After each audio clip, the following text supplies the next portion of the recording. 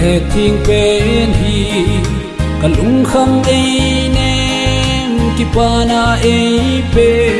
hun sum na zala kaum lai nin zong tho hasana zong kalha among zi inna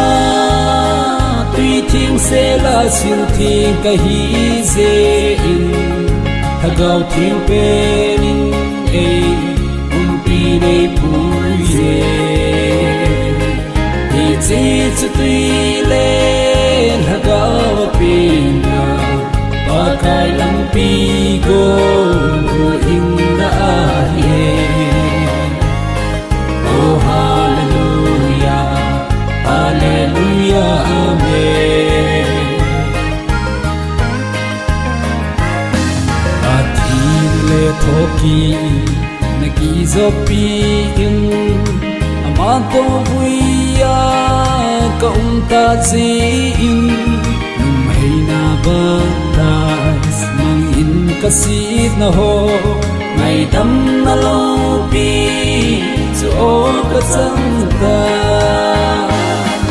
in na tùy thiên se la sil thi ka hi ze in thagau thiên pe nin ei pi nei pu ye ni chi chu tui le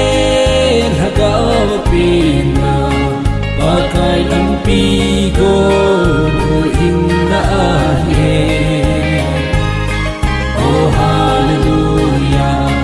hallelujah amen asana mi hang san je sa ho hin kho rung thing ki san ji in gam thi ba dau ba le ma zanganung chon ko a hin kho al han wi a chan ti mo he in a tui thing se la sil thi ka hi ze in thagau thing pe rin ei pi nei pu ye ni chi chu tui le thagau pi na ba kai lam pi go in da ye